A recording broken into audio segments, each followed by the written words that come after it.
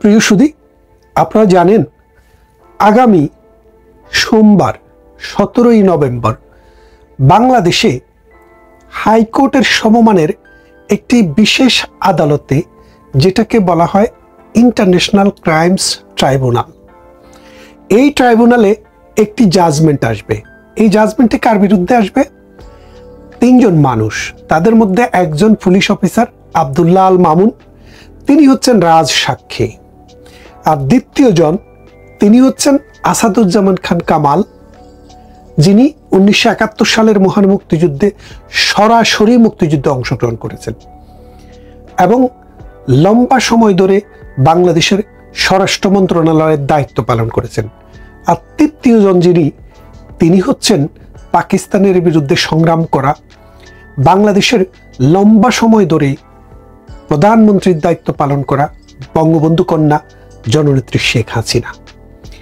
এই 3 জন মানুষের মধ্যে একজন পেশাজীবী, অর্থাৎ তিনি তার পুলিশি দায়িত্ব পালন কাজে ব্যস্ত ছিলেন, আর বাকি 2 জন সারা জীবন ধরেই রাজনীতির সাথে জড়িত, অসাম্প্রদায়িক চেতনার রাজনীতি, বাংলাদেশের মানুষের মুক্তির রাজনীতি, অর্থনৈতিক মুক্তির রাজনীতি, এবং এই সমাজটাকে একটা দরিদ্র সমাজ থেকে একটা উন্নত সমাজের দিকে নিয়ে যাওয়ার যে চেষ্টা, সেই চেষ্টার সারথি।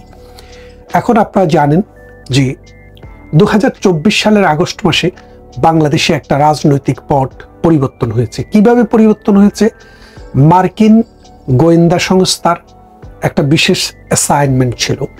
সেই অ্যাসাইনমেন্টের অংশ হিসাবে আমেরিকার ডিপ স্টেট কোটি কোটি টাকা ডিপ্লোম্যাটিক ব্যাগে করে এনে বাংলাদেশে ডিস্ট্রিবিউট করেছে।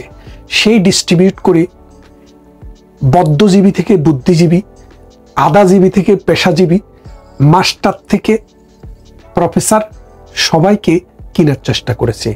বিভিন্ন বাহিনীর মানুষকে কেনার চেষ্টা করেছে। কিনে তারা একটা মেটিকুলাস ডিজাইনের অংশ হিসাবে বাংলাদেশটিকে উল্টো রথে প্রবাহিত করার চেষ্টা করেছে এবং সেটাতে তারা সফল হয়েছে।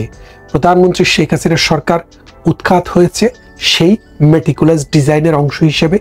আপনারা জানেন 60-এর দশকে এবং 70-এর দশকে আমেরিকা তখন ভয় পেত যে কমিউনিজমের সাথে সম্পর্ক আছে এরকম রাষ্ট্র, যারা নেম জোট নিরপেক্ষ non aligned movement, Jawaharlal Nehru, doctor Nkrumah, doctor Ahmed Sukarno, doctor অনসন, আলেন্দেজ, এরা সবাই এই নন অ্যালাইন মুভমেন্টে, বঙ্গবন্ধুও সেখানে ছিলেন। এই নন অ্যালাইন মুভমেন্টের যারা কিউবাপন্থী ছিল, রাশিয়াপন্থী ছিল, চৈনিকপন্থী ছিল, তাদেরকে হত্যা করার জন্য আমেরিকা কিন্তু পরিকল্পনা নিয়েছিল। এবং আপনারা দেখেন ডক্টর অনসন, যে আপনারা জানেন যে বার্মার জাতীয়তাবাদী নেতা, তাকে আমেরিকা হত্যা করেছে, হত্যা করিয়েছে সিআইএ।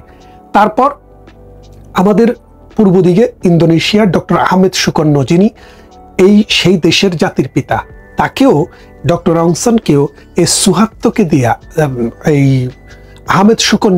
ডক্টর আহমেদ সুকন্নকে হত্যা করিয়েছে আর্মি দিয়ে, সুহাত্তকে দিয়ে, যিনি দীর্ঘদিন ধরে ইন্দোনেশিয়া শাসন করেছে। তারপর আপনারা জানেন গানার নক্রুমা, তাকেও কিন্তু হত্যা করা হয়েছে এই আমেরিকার সিআইএ। তারপর আপনারা আরেকজনকে জানবেন, প্যাট্রিক লুমুম্বা, তার বাড়ি হচ্ছে কঙ্গো, যেটা পরবর্তীতে মোবুতু দীর্ঘদিন শাসন করে নাম বদলাইয়া জায়ের করেছিল। সেই কঙ্গোর সেই অবিসংবাদিত নেতা প্যাট্রিক লুমুম্বা।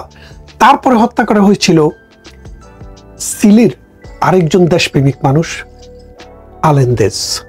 এই যে বললাম, তারপরে কাকে হত্যা করলো? তারপরে হত্যা করলো বঙ্গবন্ধুকে।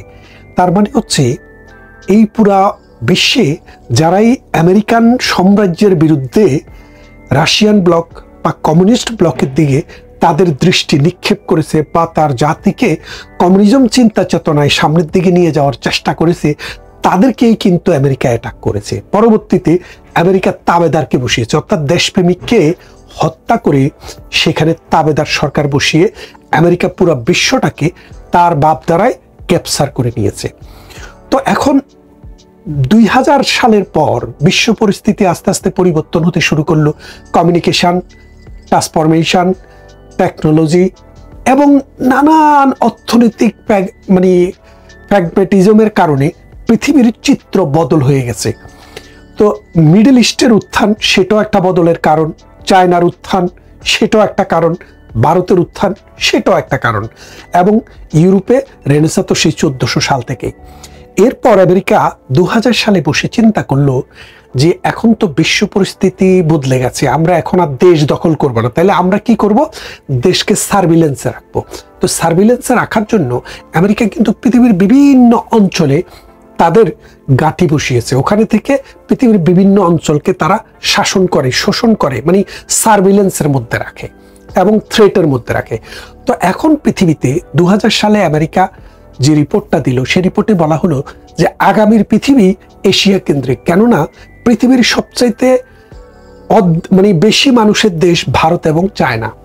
আর অর্থনীতির দিক থেকে পৃথিবীর 5টি দেশের মধ্যে 3টি দেশ হচ্ছে চায়না, জাপান এবং ইন্ডিয়া। তাহলে অর্থনীতিও যদি বোঝেন, তাহলে পুরো পৃথিবীর অর্ধেকের বেশি সম্পদ সেখানে। আর যদি মানুষের দিকে হিসাব করেন, শুধু ওই 2-3টা দেশ মিলিয়েই কিন্তু পৃথিবীর অর্ধেকের বেশি মানুষ। তাহলে এখন পৃথিবীকে যদি কন্ট্রোলে রাখতে হয় আগামী 100 বছর, অর্থাৎ 2001 সাল থেকে 2100 সাল পর্যন্ত, এই 100 বছর যদি আমেরিকা কন্ট্রোল করতে হয়, তাহলে তারা ডিপ স্টেট পলিসি, অর্থাৎ আমেরিকা রাষ্ট্রের ভিতরে আরেকটা রাষ্ট্র করেছে।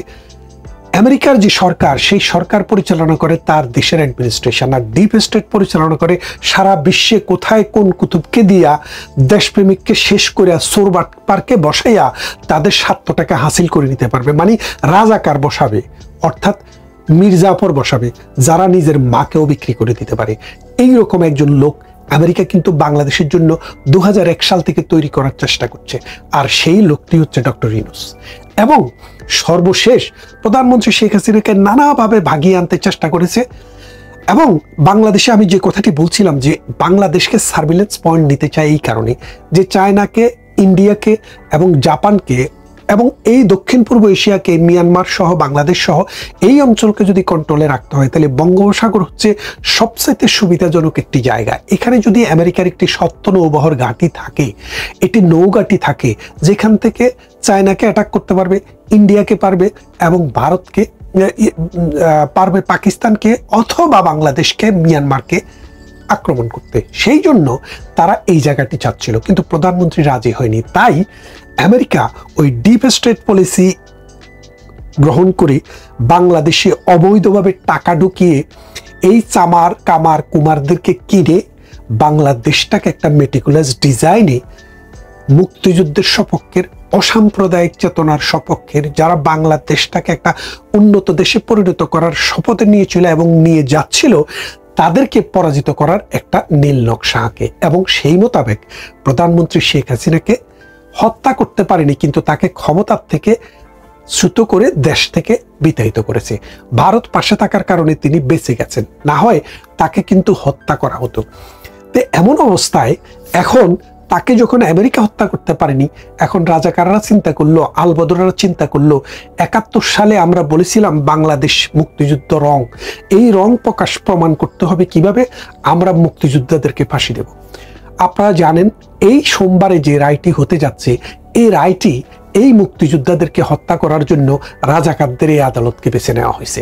এখন কি কারণে এই আদালতটি অবৈধ, অসাংবিধানিক এবং আইনের নামে বেআইনি অবস্থা, এবং এটা কোনোভাবেই এই আদালত চলতে পারে না।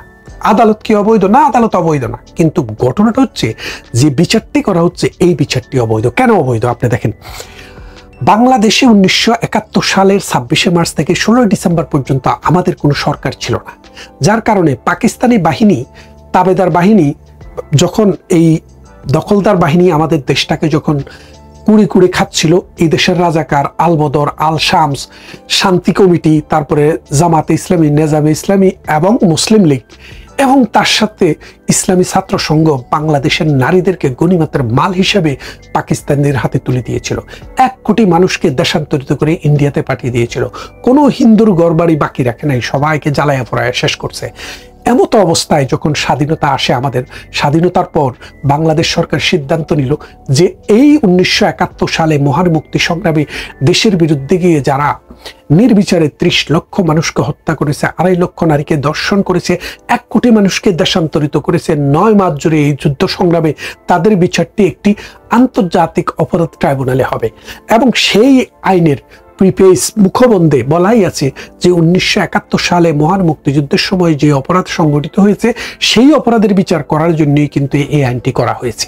তাহলে দেখেন, এখন এই আইনটি যে সে মানে 71-এর জন্য করা, সেখানে বলা, তাহলে আপনি 24-এর বিচার কি করে হয়? ওই সময় তো যুদ্ধ ছিল না, দেশ বদলেনি, পতাকা বদলেনি, মানচিত্র বদলেনি, সংবিধান বদলেনি, সবই তো আগের মতো। তাহলে আপনি বিচারটা করছেন কি করে? করছেন গায়ের জোরে। অর্থাৎ এই আইনে এই বিচার চলে না, প্রথম কথা। দ্বিতীয় কথাটি হচ্ছে, এই যে আদালত, এই আদালতে বিচারকের পাশাপাশি রাষ্ট্রপক্ষে থাকে প্রসিকিউশন টিম, আর আসামির পক্ষে থাকে আসামির ডিফেন্স টিম। আসামি যদি না থাকে, সেইখানে রাষ্ট্র কিন্তু একজনকে ডিফেন্সের জন্য মনোনয়ন দেন।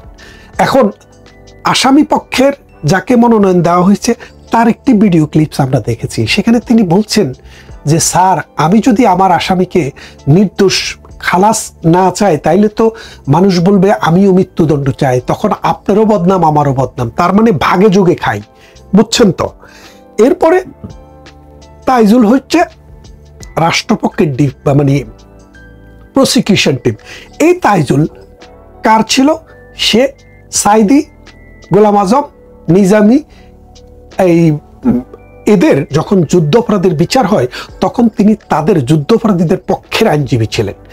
সুতরাং তিনি এখন জাম্প করে কোন দিকে আসলেন? রাষ্ট্রপক্ষে আসলেন। কারণ তখন ছিল রাজাকারদের অ্যাকচুয়াল যুদ্ধাপরাধীদের বিচার, সেই জন্য তিনি যুদ্ধাপরাধীদের আদর্শের মানুষ, যুদ্ধাপরাধীদের পক্ষে ছিলেন। আর এখন তিনি সাইড চেঞ্জ করে রাষ্ট্রপক্ষে আসলেন, কেননা এখন অপরাধের বিচার হচ্ছে মুক্তিযোদ্ধাদের। কারণ কামাল ভাই একজন মুক্তিযোদ্ধা, আরো কয়েকজনের নাম আছে যাদেরকে আমি একে একে পরিচয় করিয়ে দিব, তারা সবাই মুক্তিযোদ্ধা। তাহলে বোঝেন, তাজুল সব সময় রাজাকারের পক্ষে আর মুক্তিযুদ্ধের বিপক্ষে, তখনও ছিল, এখনো আছে, ভবিষ্যতেও থাকবে। 3 নম্বর যে জিনিসটি, সেটি হচ্ছে, আপনি জানেন বাংলাদেশে কোনো বিচারকের বয়স যদি 67 বছর হয়, সুপ্রিম কোর্ট থেকে তিনি অবসরে যান, তার মানে 67 বছর বয়সের পর কোনো বিচারপতি কখনো সুপ্রিম কোর্টে জাস্টিস থাকতে পারেন না। হাইকোর্টের কথা তো বাদই দিলাম, সুপ্রিম কোর্টও থাকতে পারেন না। তার মানে এই যে জাস্টিস নজরুল ইসলাম, তিনি কিন্তু 73 বছর বয়স, তাহলে তিনি বাংলাদেশের আইনের ঊর্ধ্বে, অর্থাৎ বাংলাদেশের কোনো আইনকে তোয়াক্কা করা হয়নি। গোলাম মর্তুজা নামে আরেকজন, যিনি 2019 সালের 15 জানুয়ারি তিনি অবসরে গিয়েছেন, 14 জানুয়ারি। আজকে বহুদিন তিনি একটা ইউনিভার্সিটির ডিন, সেখান থেকে এনে, মানে তিনি ডিস্ট্রিক্ট জাজ ছিলেন, তাকে হাইকোর্টে বিচারে বসাই দিল। তার মানে হাইকোর্টের জীবনে একদিনও বিচার করার তার অভিজ্ঞতা ছিল না। আন্তর্জাতিক লেভেলের আপনি বিচার করবেন, সেখানে এমন বিচারক আপনি দিচ্ছেন যার জীবনে একদিনও বিচার করার অভিজ্ঞতা নেই।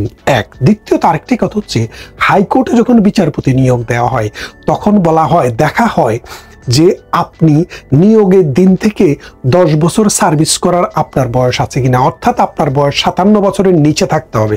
57 বছরের উপরে হয়ে গেলে হাইকোর্টে সাধারণত কোনো বিচারক নিয়োগ দেওয়া হয় না, কারণ 10 বছর টেনিউর কমপ্লিট করার সুযোগ নেই, সেই জন্য এই বিচারক অযোগ্য। তৃতীয়ত, বিএনপির এক নেতা শামসুজ্জামান কদিন আগেও শেখ হাসিনার বিরুদ্ধে তিনি মিছিল করেছেন, তিনিও একজন বিচারক। তিনি 6 দিন আগে হাইকোর্টে জাজ হয়ে এই ব্রাঞ্চের, এই ট্রাইব্যুনালের বিচারক হয়েছেন। তাহলে বোঝেন, জীবনে একটা বিচার করার অভিজ্ঞতাও তার নেই। অথচ Nuremberg trial, Tokyo trial, Rwanda trial, তারপরে সিয়েরা লিওন ট্রায়াল, তারপরে আমাদের ক্যাম্বোডিয়া ট্রায়াল, যত জায়গায় ট্রায়াল হয়েছে সব জায়গায় ট্রায়ালে খুব অভিজ্ঞ বিচারক দিয়ে বিচার করা হয়েছে, যিনি জীবনে একটি মাত্র বিচারও করেননি, এরকম বিচারক দিয়ে করা হয়নি। কারণ এই বিচারটি তো আগে থেকে রাজাকাররা লিখে দিয়েছে, যার কারণে জাজমেন্ট যাই হবে এখানে কিন্তু ডিসাইডেড। তাই বিচারককে, লয়ারকে, ইট ডাজেন্ট ম্যাটার। তাহলে বোঝেন, ন্যাচারাল জাস্টিস বলেন, বায়াসনেস বলেন, আপনি রুল অফ ল বলেন, কোনো জিনিসকে কিন্তু তোয়াক্কা করা হচ্ছে না। ফাইনালি হচ্ছে এই যে বিচারটি চলছে, এই বিচারটি বাংলাদেশকে কোথায় নিয়ে যাবে, বাংলাদেশকে আপনি কোথায় নিয়ে যেতে চান সেটা আপনাকে বুঝতে হবে। এই বাংলাদেশটি যদি মুক্তিযুদ্ধ থেকে ফিরিয়ে নেওয়া হয়, তাহলে এটি চলে যাবে 47-এর আগের বাংলাদেশে, যেটা ছিল সাম্প্রদায়িক শক্তির একটা বাংলাদেশ, যেটা ছিল মৌলবাদের একটা বাংলাদেশ, যেখানে মানুষ মানুষকে নির্বিচারে হত্যা করত। বাংলাদেশটাকে আস্তে আস্তে অন্ধকারের দিকে নিয়ে যাচ্ছে। আমরা এই যে শেখ হাসিনার বিরুদ্ধে যে ক্যাঙ্গারু কোর্ট বসিয়ে সমস্ত জাজ অবৈধ নিয়োগ, বিচারকের পর প্রসিকিউশন অবৈধ নিয়োগ, এবং রাষ্ট্র যাকে নিয়োগ দিয়েছে তারাও নিয়োগ, এটা হচ্ছে সুবিধাজনক একটা পর্যায়ে নেওয়ার জন্য, এবং যে আইনে বিচার করা হচ্ছে সে আইনটি এই বিচারের জন্য ফিট না। সব দিক বিবেচনা করলে আপনারা বুঝতে পারবেন পৃথিবীর জঘন্যতম এই হত্যাকাণ্ডের বিচার বাংলার মানুষ একদিন তার জবাব নেবেই। আমরা জানি আগামী সোমবারে এখানে একটি মৃত্যুদণ্ডের রায় রেডি করা আছে, সেই রায়টি দেবেন। আমরা ততক্ষণ অপেক্ষা করছি। আমি এই বিষয় নিয়ে টিআরটি, টার্কিশ ইন্টারন্যাশনাল একটি চ্যানেলে এই 1 ঘন্টার একটি প্রোগ্রামে কথা বলেছি। সেখানে আপনারা আরও বিস্তারিত দেখবেন। ইন্টারন্যাশনাল কিছু হিউম্যান রাইটস অ্যাক্টিভিস্টও সেখানে কথা বলেছেন, আপনারা দেখতে পাবেন। ভালো থাকবেন, সুস্থ থাকবেন, কথা হবে অন্য কোনো ভিডিওতে।